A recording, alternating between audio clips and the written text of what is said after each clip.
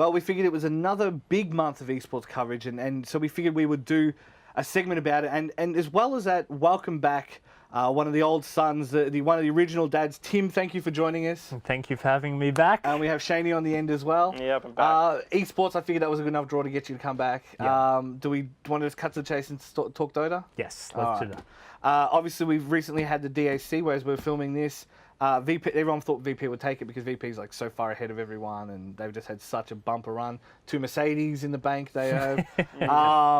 But no, it was an LGD Mineski final, and Mineski took him in the 5th game. Yes. And it was a great series, good matches, back and forth, and like surprising, but at the same time not surprising, because it is. If there's anyone who could pull off that kind of crazy shenanigans, it's a team with Isos Isamushi. Let's be real. Yeah.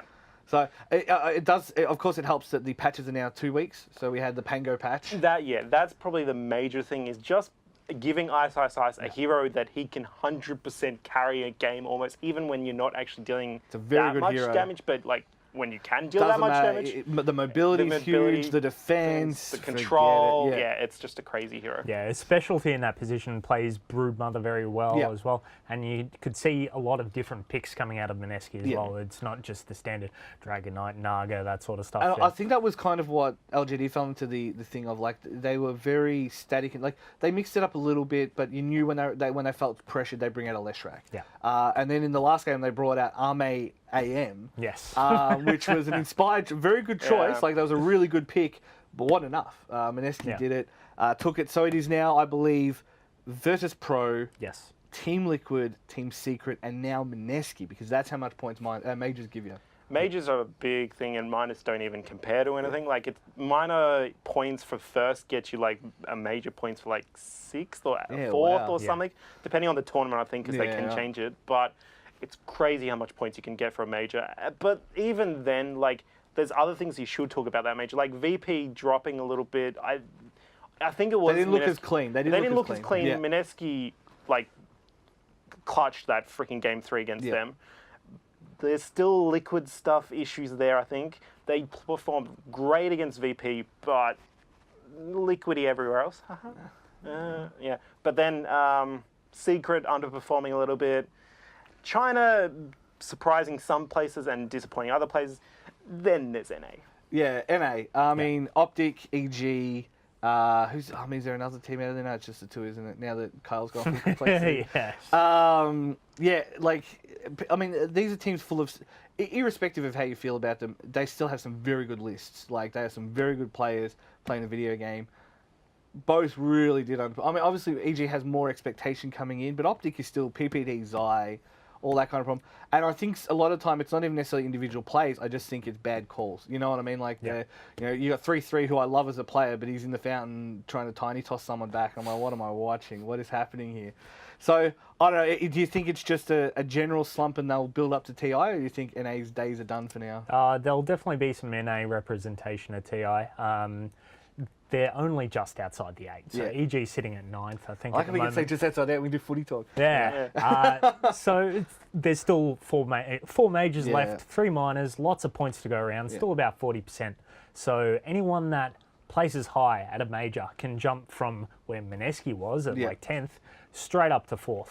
I guess it really does weight the majors, and I know VP have already said they're skipping a couple of minors recently. They've said because they're like, why? Like, we already know we're in the thing, so why not skip some of the smaller tournaments, save our plays for the big ones where there's A, money, and B, prestige, and also potentially knock someone else out who might come up. And there's also the super major that we can't forget about, the last major before TI, which was, I think, the fill-in because so many majors dropped out or tournaments dropped out. It's the fill-in major where it's like 1.5 times the points of a normal major. Oh, wow, really? So it's last chance qualifier. It's last chance qualifier, but even more. So it could be, that could be a really interesting tournament, and with like OG out of the option because they dropped Resolution and a few other things that are, Na'Vi basically not being any team anymore. It's going to be interesting who jumps in. Poor Na'Vi. Do you want a quick eulogy for Na'Vi at the moment, Tim? Oh, I think they'll still get to TI, whether or not they get there in the top 8. Lil is carrying them at the moment in the points, but I think even some respectable placings in the next few tournaments will probably get them over the line. I don't think it's any individual player. I think Crystallize is playing fine. I think they're all playing fine in their roles. I just don't think there's no voice. There's no singular vision. Yeah. Anyway, I love Na'Vi, and I hope they do well, even if they're not my team. But I guess, we've also had the recent, there was a Dota tournament here in Melbourne as well recently, Gods came out for. So we're getting some local scene representation, which is nice. We should move on to Overwatch. Yes. And discuss Tim's favourite game, Overwatch. Come on. While not my favourite game, I think it is a very good production that they put on. The Overwatch League, it's a recent entrant to esports. They've got the full backing of a lot of NFL teams, a lot of money backing from Blizzard. Yep. They were talking about entry level being around 20 million per team for the franchise. Just for a franchise, yeah. So there's a lot of money in this. The issue is it has such a good package, such good storylines that they tell, but it's Overwatch. The game sucks. Like, okay, the game doesn't suck. Like, it's a lot of fun to play, isn't it, Shane? Okay. I've probably played it just about as much as nearly any one of us in combined, really. Yeah. And I've interestingly played almost the least amount of Junkrat than anybody else. Yeah. But hey, or Australians. Symmetra's the worst too. But like the problem is that it's just not a great spectating game. It's awful. Even like the things that they've added to the Overwatch League, which have added to like the It made it watchability. better, but yeah. Like animations having colors and stuff, so you know, oh, that's a orange beam, so that's the heat, or what, I can't even remember. Like there's the Outlaws with green, I think, or a few other things like that. But there's also the issues that their players have been getting into shit too. Well, so I guess that's the two prongs. Is number one, you get your grandpa to watch CS:GO. He understands that there's policemen and there's terrorists and they fight each other. And it's more one-dimensional. There's not too much stuff happening on screen. And Overwatch is very.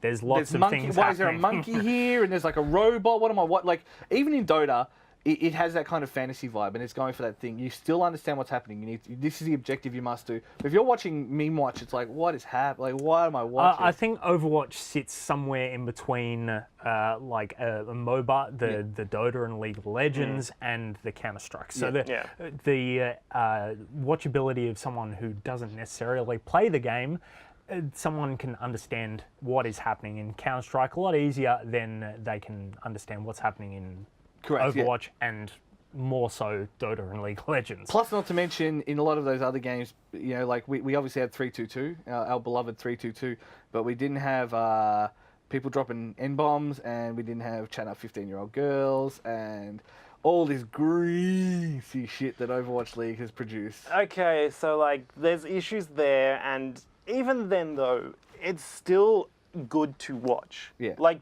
just because the production value has made it such a good spectacle. Like it's fun to watch, even though you are looking at a Tracer dashing in and have no idea where they're actually going, or even where they're throwing their pulse bomb. Yeah. But it's still interesting to see like just how much money is being thrown into production. There's a lot of money. There's always excitement around it. Yeah. There's always audiences. There's always a storyline that they're telling.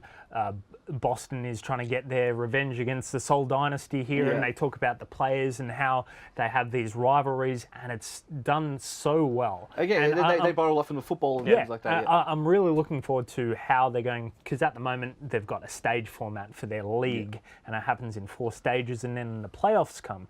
So at the moment they're averaging like 120k viewers for the English stream. Hoping to see that rise. Because you're always going to get the Koreans. Like, there's going to be like a big, like the Blizzard base is always going to cover you. But 120, it's a lot of money for 120k league. You know what I mean? Yeah. Like, if you're getting that's your average viewership.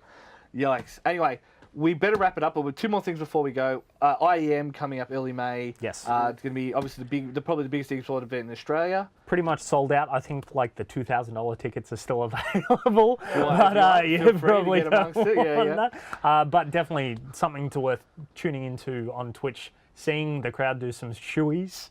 Oh god. Is that a thing from your generation? My generation? Anyway, it doesn't matter. No. And then the second biggest esports event in Australia is BAM, which is 2 weeks later. So what a month we've got coming up. We'll have some more coverage of those, obviously, as they happen. But Tim, it's been an absolute pleasure having you back. Thank you, Shaney. And we will speak to you guys next time.